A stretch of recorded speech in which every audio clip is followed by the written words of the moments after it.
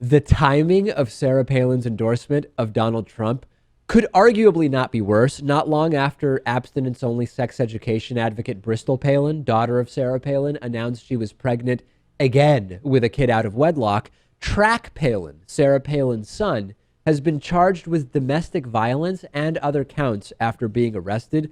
Police released a statement yesterday saying they were called to a disturbance in none other than Wasilla, Alaska, and that they encountered Track Palin and, quote, an investigation revealed Track Palin had committed domestic violence assault on a female, interfered with her ability to report a crime of domestic violence, and possessed a firearm while intoxicated. The girlfriend told authorities that Track Palin punched her in the face. Why is this relevant, right? Why are the problems of the child of a political lunatic relevant?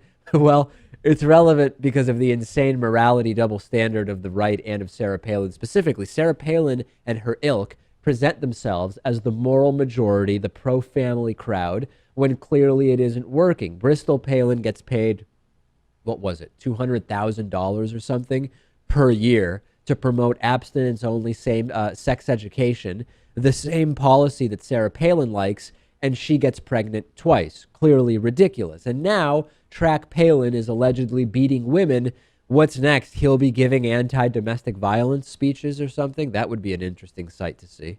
We, from all the stories that we've discussed over the years about Sarah Palin's family, and from just, little tidbits we pick up here and there, it seems like this might be a relatively dysfunctional family. Really? They do seem to have drama. You remember the holiday fight that supposedly took place? Yeah. And it just seems that there's more under the surface here. And I think it's, I don't know. I don't know how deep it goes. Oh, there's more. It goes quite deep, Lewis. I don't know if you want to take the red pill or the blue pill here, but I think there's a pretty big rabbit hole here.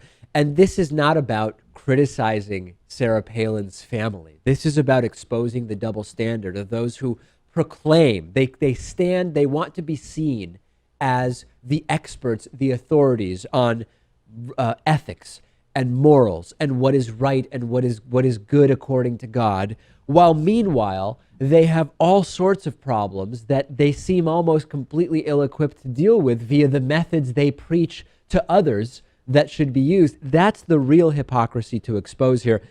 Every family has problems, right? That's no big deal. That's nothing to criticize. The problem here is that we have individuals who are going out and telling others how to live their lives and criticizing them if they do it a different way, while they have all of these problems that they seem unable to deal with within their own families.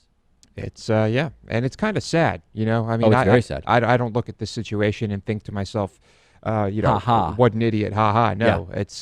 it's just unfortunate. Yes, they preach, but they don't practice what they preach. If people like Sarah Palin took just 25% of the time that they spend telling other people how to live their lives and work on improving their own family's lives, I think everybody would be far better, their family and anybody else around them. No question about it. And I would love to hear what our audience thinks about this on our Facebook page, facebook.com/David Pakman Show.